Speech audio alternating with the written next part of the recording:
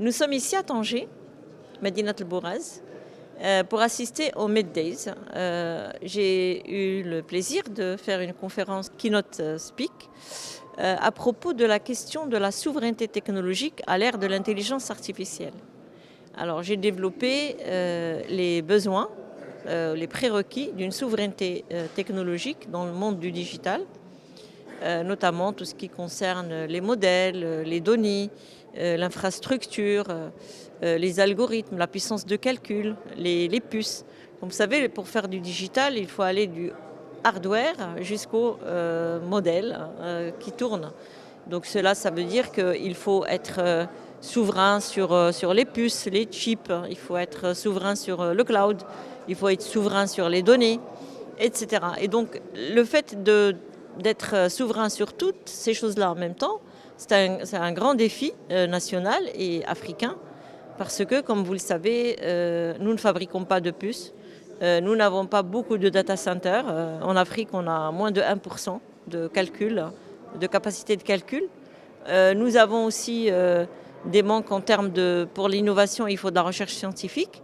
Aujourd'hui, en Afrique, on est à moins de 0,5% de la production mondiale de la recherche scientifique dans le domaine du digital.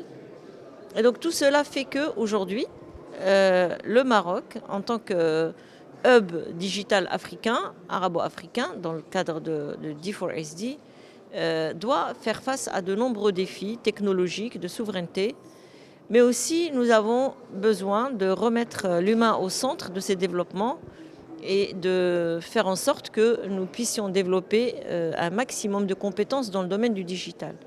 Donc pour résumer, la question de la souveraineté numérique est très importante. Il faut développer les cadres réglementaires qui vont avec. Il faut développer la confiance des citoyens dans le numérique pour pouvoir adopter le numérique et l'intelligence artificielle de façon tranquille, souveraine.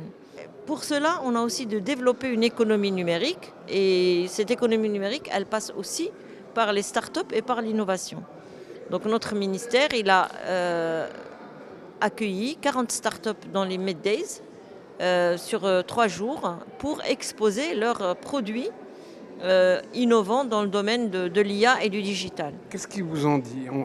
Un petit mot sur Alors d'abord, ils sont très contents d'être sélectionnés, d'être ici. Ça leur ouvre, d'abord ça les confronte à la réalité du grand public, mais aussi ça leur donne des occasions pour faire des deals, pour avoir des investisseurs. start-up marocaines. Il n'y a que des startups marocaines. Les 40 startups sont marocaines, avec des Marocains du monde parfois, mais que des startups marocaines. Alors vous savez, au niveau de la transition numérique, nous avons défini un label start-up marocaine.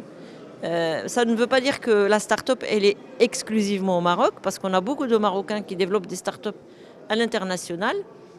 Donc les Marocains du monde sont très dynamiques sur ce volet-là.